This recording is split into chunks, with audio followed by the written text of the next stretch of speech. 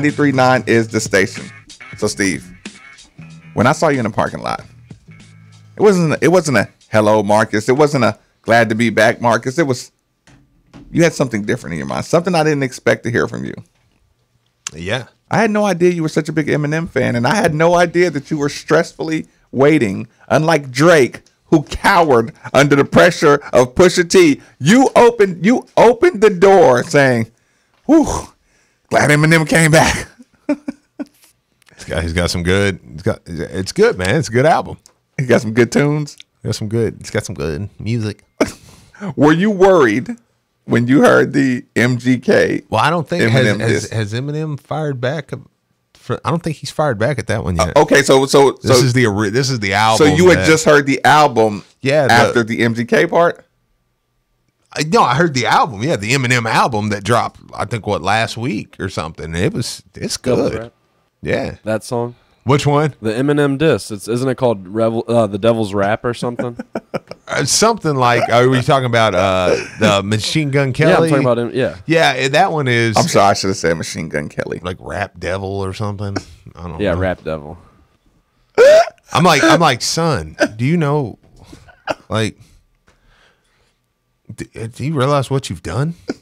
Like, you Undertaker Eminem. They had a thing where they had a thing where like Kendrick Lamar and a lot of these, they were like, I think there was he said something like, he was like, oh, everybody knows you don't mess with the white boy, and he didn't even say who, but everybody knew. It was like nobody messes with Eminem. And then and the way the rumors go around, you don't mess with him lyrically and like politically.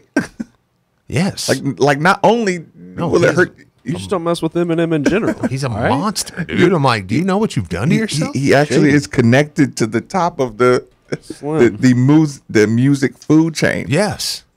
Have you seen 8 Mile? Have you seen 8 Mile? Do you see what he did to Papa Doc? Do you know where Eminem came from? Do you not have any idea what I had to do to get here? I don't think you do.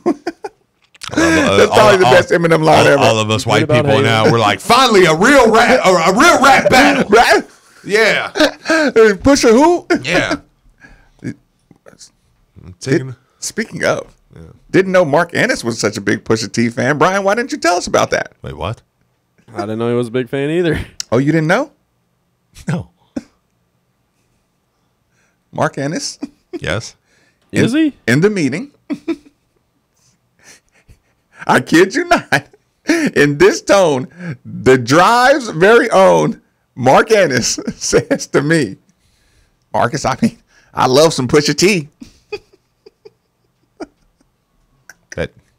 That happened yesterday, and there was 20 witnesses. That better be an instrumental, boy. That had better been an instrumental. I don't believe it. Steve, you're not buying it. I was wondering if you were going to say that. I don't believe it. How do we test Mark Ennis on if he really loves Pusha T or that was just a rap name he knew? How do we test that out? How do we test that theory? I don't want to test. Next time I talk, because you don't want to find out it's not true. You want to let that float around and say, okay, Mark Ennis is Pusha T guy. We'll just leave it at that. That's messed me up, man. I'm not in the right state of mind right now. Listen, he admitted that. Actually, I'm just snitching on him. Mark originally admitted I was late to find out what a trapper was. And then I said, yeah, Mark, sometimes when you don't know a word or two, it messes up your understanding of a lot of music. So if you don't know what a trapper is, a lot of words kind of don't really gel, and it's almost like the code word to find out what the rap It's like when I play songs, I tell Brian Home, like, oh, they're clean. Then you listen to them and you're like, once you find out what that means, no, that's not a bad word. Oh, why's that offensive? So clocking dollars on the 1st and 15th. Why's that offensive to anybody? Yeah. Who cares about pitching on the corner? Look, we're just playing some baseball. Yeah. Come on. Look, whipping the pot. He's doing the dishes. I'm the one that said, what did I use the phrase to Vince Tyree one time? Chopping it up. Yeah. I was like, I don't know. I just thought that was talking. I didn't know we were chopping up our weed. or whatever. Bail us out. Bail us out right now, bro. Are we going to use this for the bailout music or what? Well, we'll just roll with this. People, Bill Etzkorns and Sons Collision Center is awesome. The drives are tough. People have fender benders every day.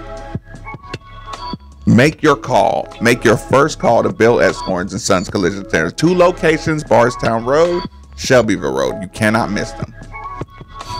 Globe Autos, Bardstown Road. You can't miss it. Once you know that name, you've heard it enough. You heard how well we've been taken care of. People who don't do radio have been taken care of, and they brag about it all the time. Globe Auto.